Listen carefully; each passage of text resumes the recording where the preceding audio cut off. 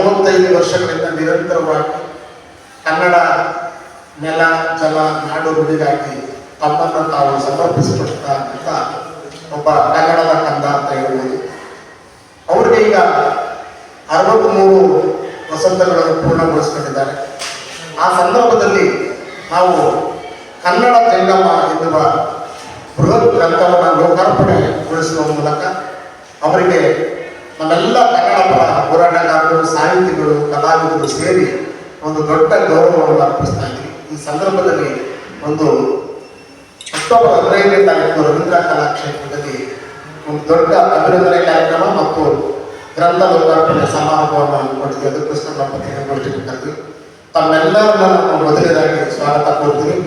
ಇವತ್ತಿನ ಪತ್ರಿಕಾಗೋಷ್ಠಿಯನ್ನ ನಮ್ಮ ಜೊತೆ ನಡೆಸಿಕೊಡ್ತಿರ್ತಕ್ಕಂಥವರು ಕರ್ನಾಟಕ ರಕ್ಷಣಾ ವೇದಿಕೆಯ ರಾಜ್ಯಾಧ್ಯಕ್ಷರು, ಪಾರ್ಲಿಮೆಂಟ್ ಅಭಿನಂದನಾ ಸಮಿತಿಯ ಮಾನ್ಯ ಅಧ್ಯಕ್ಷರು ಅಂತ ಶಿವರಾಮೇಗೌಡರು ಇದ್ದಾರೆ. ಅವರಿಗೆ ಸ್ವಾಗತವನ್ನು. ಈ ದಿವಸ ಈ ಪತ್ರಿಕಾಗೋಷ್ಠಿಯ ಪ್ರಮುಖ ವಿಷಯ ಒಂದು ಜೀವನದ ಮೌಲ್ಯವನ್ನು ಅಳವಡಿಸಿಕೊಂಡು ಸಾಮಾಜಿಕವಾಗಿ, ಸಾಂಸ್ಕೃತಿಕವಾಗಿ, ಧಾರ್ಮಿಕ ಕ್ಷೇತ್ರಗಳಲ್ಲೂ ತಮ್ಮದೇ ಆದಂತಹ ಸತ್ತು ಗದ್ದಲವಿಲ್ಲದೆ ಛಾಪನ ಮೂಡಿಸುವಂತ ಹಿರಿಯ ಕನ್ನಡ ಪರ ಹೋರಾಟಗಾರರು ಪಾಂಡವರು ಬಹಳಷ್ಟು ಸಾಧನೆಯನ್ನು ಮಾಡಿದ್ದಾರೆ.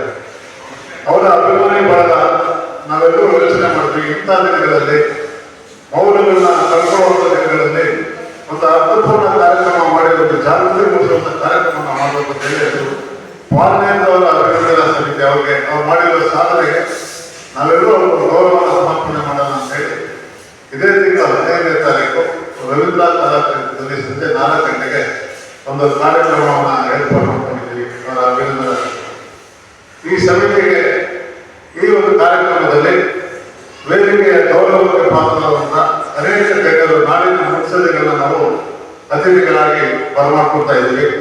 ಅದರಲ್ಲಿ ಪ್ರಮುಖವಾಗಿ ಸಿದ್ಧಗಂಗಾ ಮಠದ ಪೂಜ್ಯರಾದಂಥ ಶ್ರೀ ಸಿದ್ಧಲಿಂಗ ಸ್ವಾಮೀಜಿಗಳು, ಹಾಗೆಯೇ ಕನಕಪುರದ ಬೇಗಲ ಮಠದ ಶ್ರೀ ಪೂಜ್ಯಶ್ರೀ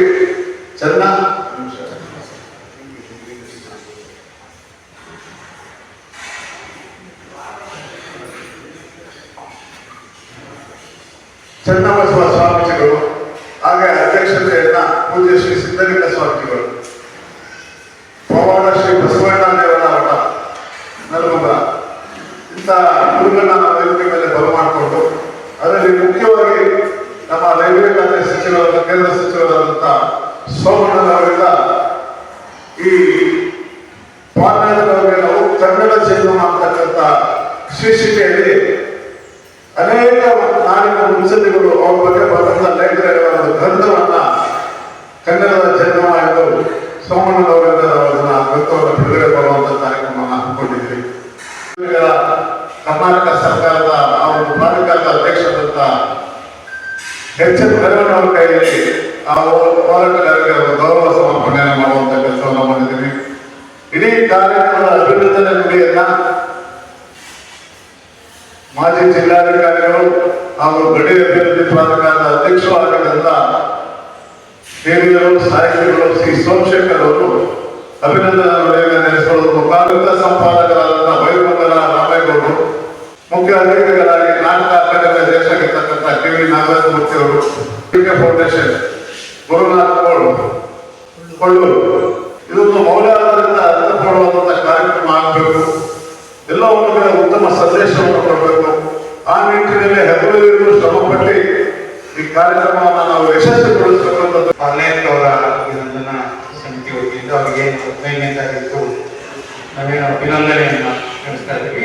ಆ ಸಂದರ್ಭದಲ್ಲಿ ಅವರೊಟ್ಟಿಗೆ ಮತ್ತೆ ಕನ್ನಡ ಪರ ಕೆಲಸ ಮಾಡಿದಂತಹ ಸಾಧಕರಿಗೆ ಗುರುತಿಸಿ ನಾವು ಅಭಿನಂದನಾ ಸಮಿತಿ ವತಿಯಿಂದ 10 ಜನಕ್ಕೆ ಒಂದು ಅಭಿನಂದನೆಯನ್ನ ಮಾಡಬೇಕು ಅಂತ ಹೇಳಿ ತೀರ್ಮಾನ ಮಾಡಿದ್ದೀವಿ. ಅವ್ರಿಗೆ ಮೊದಲನೇದಾಗಿ ಜೆ ಉಚ್ಚಪ್ಪನವ್ರಿಗೆ, ಡಾಕ್ಟರ್ ಪ್ರಕಾಶ್ ಚಿಕ್ಕನಗೌಡರಿಗೆ, ಆಚಾರ್ಯ ಚೆನ್ನೇಗೌಡರಿಗೆ, ಮೂರ್ತಿ ಯಾದವ್ ಅವರಿಗೆ, ಪಿ ಎಸ್ ಶಿವಕುಮಾರ್ ಅವರನ್ನ, ಗೋಪಾಲ್ ಅವರಿಗೆ, ಮಂಜುನಾಥ್ ದೇವ ಅವರಿಗೆ, ನಾ ಶ್ರೀಧರ್ ಅವರಿಗೆ, ಗುರುಪ್ರಸಾದ್ ಅವರಿಗೆ, ಜಯಲಕ್ಷ್ಮಿ ಅವರಿಗೆ ವತಿಯಿಂದ ಅವ್ರನ್ನ ಗೌರವಿಸಲಾಗ್ತದೆ.